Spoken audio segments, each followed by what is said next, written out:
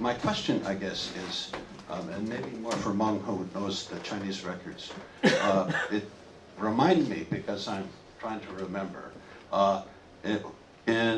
when was it that Tang Xiaoyi went to Tibet, I believe, in 1902 or 1903, after the Young Husband expedition, which was, remind me of those dates, I'm a little... 1904. 1904, all right. Well, at that time, Yuan Shikai was in charge of foreign affairs for the Empress Dowager, and sent this man, Tang Xiaoyi, who was a very sophisticated fellow. He had been educated abroad. His English was very good. They tried to make a stand, essentially, again, along the lines again, consistent with what we've been hearing, that Tibetan, to defend Chinese sovereign rights over Tibet, essentially, in 1904. Now, Yuan Shikai and Tang Xiaoyi were very much in communication, and Tang Xiaoyi was, in a sense, part of Yuan Shikai's government as president. So, on this Chinese side, I think that there was background. You know, I don't know about Chen Yifan and who his relationships were, or how seriously, you know, what the connection is. But it seems to me that on the Chinese side, there was a history through Yuan Shikai and Tang Xiaoyi about what was going on, and so that they were more deliberate and not sort of intentionally vague, you know, about what they were doing. He must have had some kind of directions. But my question is, I guess, probably not for you, but for Mr. Wang, what does the Chinese records tell us about Yuan Shikai, and going back to Tang Xiaoyi and the Young Husband expedition? Because Yuan Shikai is now being recognized by Chinese historians. He's a famous bad guy in Chinese history, as you probably know, for some later events. But he has, in recent years, been restored, especially internationally, that he was in defense of Chinese sovereignty. There was a man named Wellington Koo, who you may have known, who worked for him, may have. The ambassador to London, the Chinese ambassador, at that time was Lo Zhongxiang, is that right? I think he's in your paper at the beginning.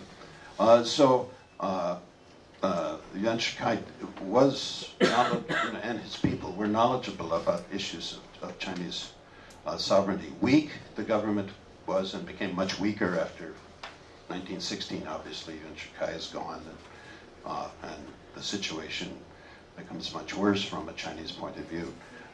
So I'm just wondering if Professor Meng could perhaps respond about what's going on in the Chinese diplomatic world over the Simala.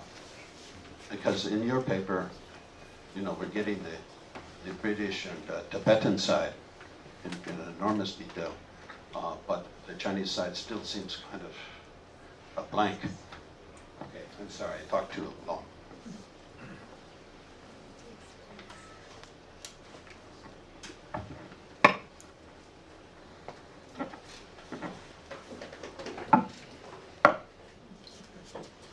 My question is for Professor Bhutani. One is a question, and the other is an observation. Overruled the political officers and included political officers including the one. That's one. That's my question. And the second is an observation that I have, or a comment really. It was a paper that I had written for China Report a little while ago, which talks about actually how Tawang was really not administered by the British until well after independence. Still, Bob Khating went to Tawang in 1951 and took over the administration of the area. And a lot of the footnotes and the material is available there. So Tawang in that sense was specific, therefore I'm interested in knowing that maybe was there a reason why? My question is to Professor Meng. Well, actually first a comment. When you say that the Indian Parliament criticized Nehru, please bear in mind that it's the opposition mainly in the Parliament the right-wing opposition, the Bharatiya Jan Sangh, maybe some sections of the Congress were also not happy with Nehru, but what came out, in public was essentially, the views of the opposition parties. Nehru had a massive, mandate in the parliament. So it's one section of the parliament, very vocal maybe. Same as with the media. It was the right-wing media which was, very critical of Nehru's China policy. Okay. Now the question is, while doing my own doctoral research, I had read almost every issue of the journal Beijing Review, then known as Peking Review, between 1959-60 to 1971-72. And I was really surprised to find that there was very little mention of the Sino-Indian border war. In fact, in most places, wherever the war, it was never, the main report of any Beijing Review. It was somewhere, in the middle, of the journal that they would mention this. They would say things like skirmishes along the India-China border, Indian expansion is pushed back, things like that. And a very, very, what should I say, insignificant kind of reporting. And nowhere defeated India. In some places the word, we taught a lesson to India is mentioned, but that too not as a headline. So I was wondering, why was that, so? Was it deliberate, or was it that China was not quite aware of this, or, whatever, So I would like to hear your view on that. Thank you.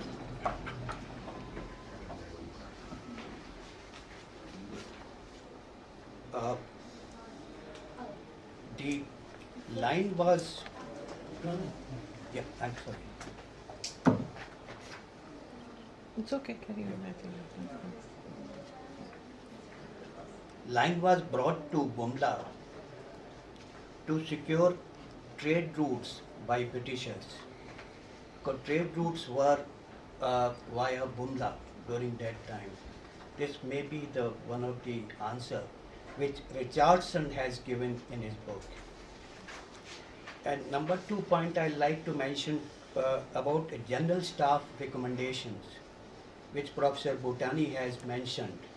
General staff recommendations, they wanted line straight from Bhutan border towards east, that is further about 10 to 12 kilometers further north of Bumla, the present Mekong line. But finally, between the general staff recommendation and the recommendation of political officers, McMahon came to the conclusion that middle line, that is the present McMahon line along Sela, that would be better. It would secure trade routes and would be a intermediate position. Thank you. In your papers, you named the 4 or 5 important Chinese leaders: Liu Shaoqi, Pang Cheng, Zhou Enlai, He Lu, and Chen Yi. But you omitted Mao Zedong. Who took the final decision to attack India to teach that lesson, and why that teaching the lesson was important? Secondly, if I remember, He Lu was commanding the forces at that time, and He Lu requisitioned the forces which he required before the October. So I don't think it was suddenly that happened on October 20th. Is this also linked to your internal situation? Now more and more information is coming out about the Great Leap Forward and the failure of it. How much that internal issues influence the attack on Indian border? If you can clarify some of this. And to Professor Bhutani, in your comment about the political officers, all officers operated with devotion and attachment to the cause of the tribes, entrusted to their care, and continued to tour in their areas. I don't know how much caring the British officers were the tribes. Your comments, please. But the books, I think Professor Meng referred, these books, which are for teaching university students in China. And in this book, there is no mention about India-China war. And this is a book on modern world history. And but in this book, I have gone through the content page. There is a clear mention about 3 wars between India and Pakistan, but there is no mention about India-China war. So I'm curious to know where history and international relations will meet. Signing of the 1954 treaty. The question is, how much mention is there in Chinese sources, academic, media, government, about the effects that this treaty had on the supply position of food grains in Tibet? Because as I understand it, when the PLA moved in, after a short while, particularly in the second year, there was a major famine beginning in Tibet, because the logistical chain reaching backwards into mainland China had not yet been properly established. So for the first year, the PLA actually ate the reserve food which Tibetan households had wherever they moved. And in the second year, that there was not enough food either for the Tibetan public or for the PLA. And hence, after the 1954 treaty was signed, there was a flood of rice, particularly, which moved in to Tibet from India via the trading town of Kalimpong. Not only that, but even a large amount of tinned food supplied by Glaxo went from the factories in Calcutta and Bombay via Kalimpong by these mule caravans, and it was the effects of this resupply from India which actually stabilized the PLA's position in Tibet. This, of course, is a fact because I have myself known and seen some of this, and also I have met a person who's still alive actually, who went to Tibet on behalf of Glaxo for arranging these sales. So how much mention was there is the question. Is it often referred to? Because I don't see any or much of it in the Tibetan, beg your pardon, in the Chinese literature, what I see in English translation. Thank you very much. But and that party on your media too, on your reference that assisted and influenced by the media, the Indian official attitude turned stronger in the beginning of November '59. There's a background to it. Just before that is the Konka Pass incident, which was by far the most serious incident to them. 10 members, of course, once again, one's backskin memory. I'm in the same position as this, because age takes its toll and my memory may not be accurate. But about 10 members of the Indo-Tibetan border force were killed and 9 badly injured. And that really forced the Indian official attitude to become stronger. In fact, if you go back a little earlier, August or so, and see Nehru's speeches in the parliament, etc., they're really rather conciliatory. And this is rather brave and courageous of him in the face of the tremendous criticism which he was facing. I mean, disagreeing with my colleague there, this criticism did not come only from the opposition parties. It came from some of the most eminent political figures in the country, like Jayaprakash Narayan, Nath Pai, and so on. Because there was this belief that, there was a Chinese aggression into this. The second small point is that in this entire, of course, UK becomes a very prominent actor in your paper, but Sino-Soviet dispute, I think, played from a lot of papers that are now coming out, about release of what was going on in the discussions between China and the then Soviet Union. These are the two brief comments. And one, when you say that there's no, whereas there was discord in India between sometimes the government and the media, etc., and none in China. I mean, of course there was no discord. Everybody knew that the Chinese media at that time just repeated verbatim what the government was saying.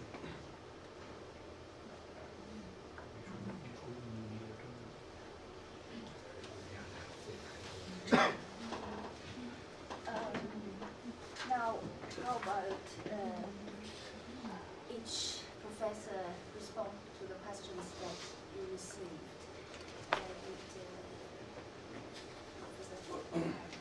Okay. Very few of the questions and comments were addressed to me.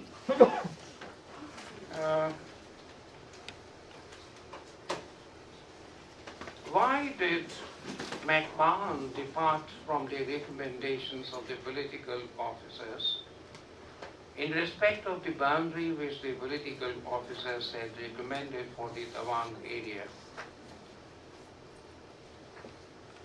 I think part of the answer is contained in the paper that I read out.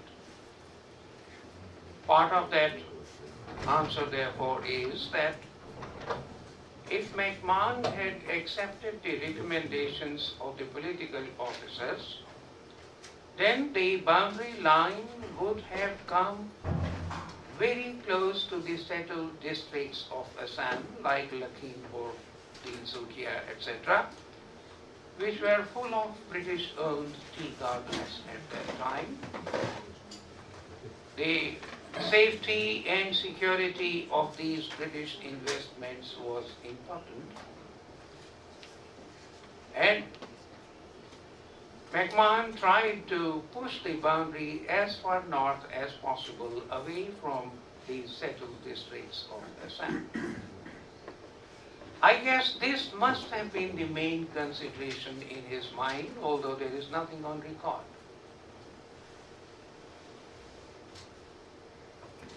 Colonel Verma was pleased to observe that trade routes were among the causes which induced McMahon to push the boundary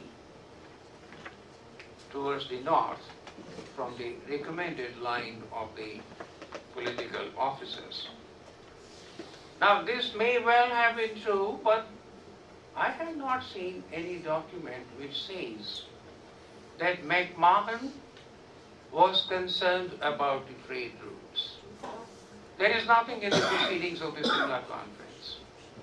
There is nothing in the entire file apart from the proceedings of the conference. The file contains not only the proceedings, there is much more in the file. Even the rest of the file does not contain anything by McMahon. And to this day, nothing has come to light which we would call the private papers of Sir Henry McMahon. Such a collection has not been discovered so far.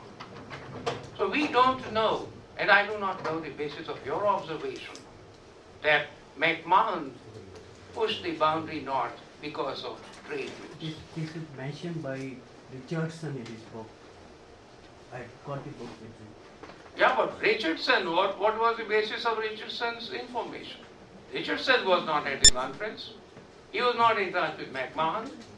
So how would Richardson know about it? Richardson comes almost towards the end of British rule.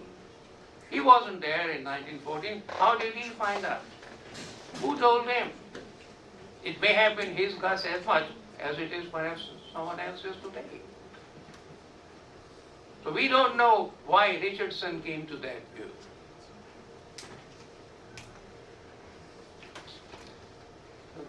No other observation was addressed to me. The rest is for Professor Mark.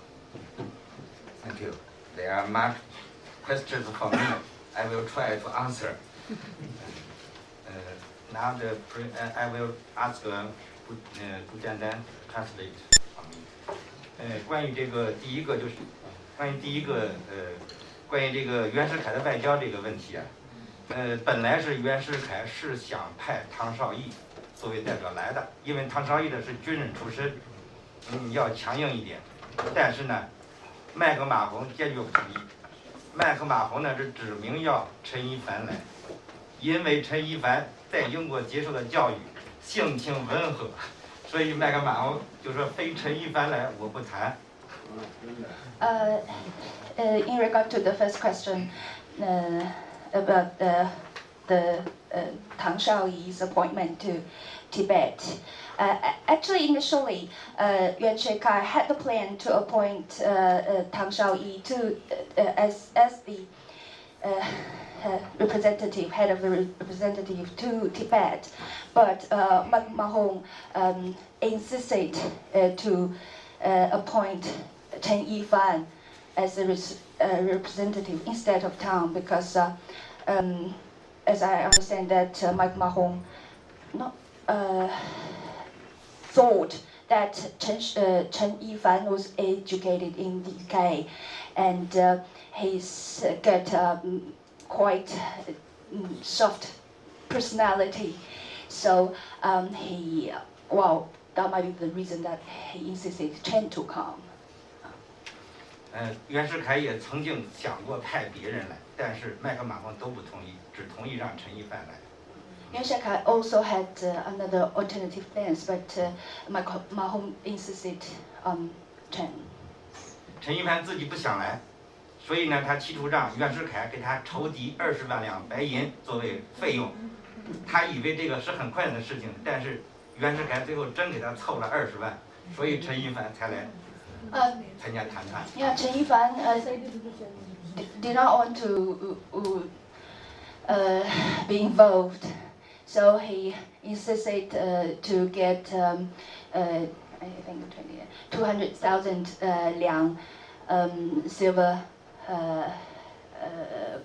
currency from Yuan Shikai. He thought it would be a really trouble for the government, but Yuan Shikai eventually got the money and he had to go. Yeah, that is the.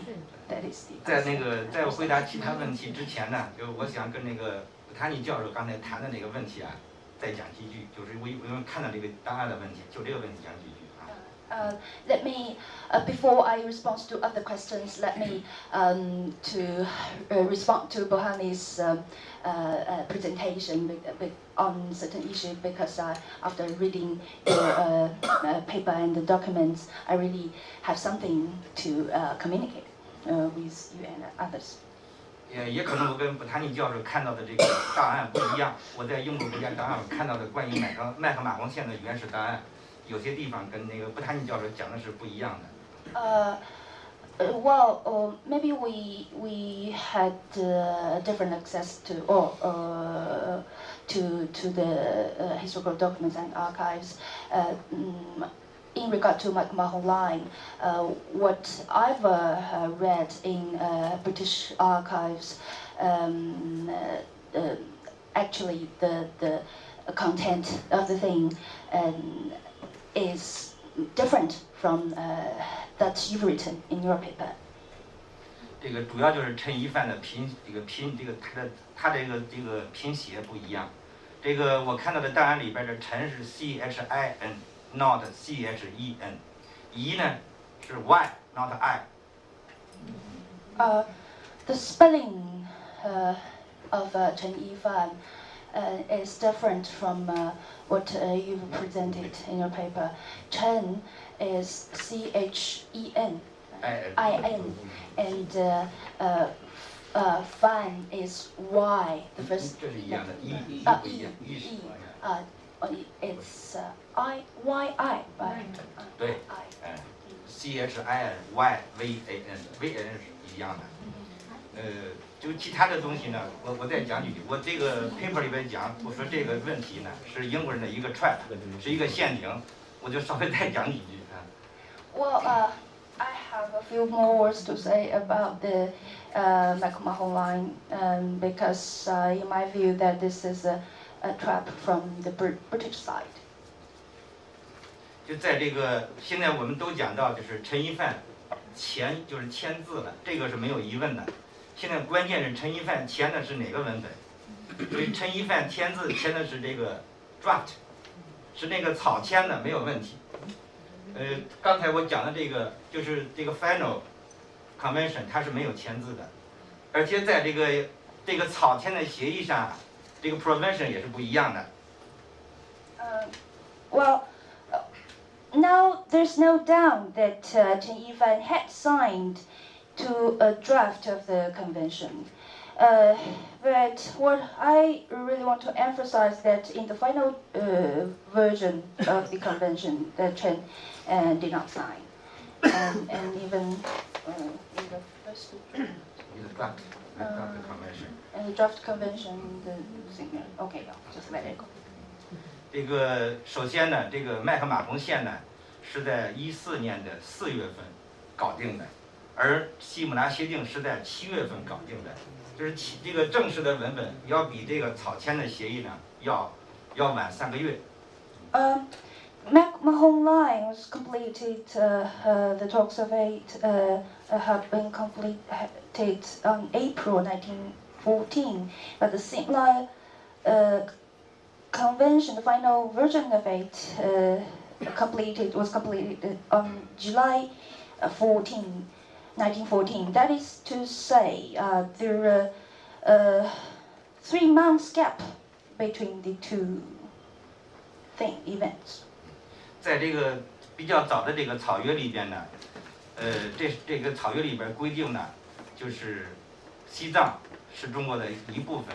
这个是和后边这个正式的是没有区别的，但是呢，这个在这个草签的这个协约这个条约里边呢，就是西藏它没有分外藏和内藏，没有分成内藏和外藏。后来经过陈一凡经过陈一凡的这个就是辩论嘛，分成了这个外藏和内藏。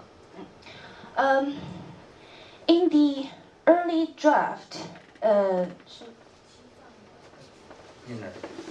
不是，就是在草签的第一个那个里头是西藏。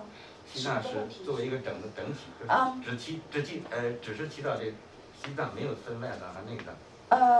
The significant difference between the early draft and the final version is that in the final version, that Tibet is divided into inner and outer part, and this is the result of Chen Yifan's efforts in debating and arguing with the other parts.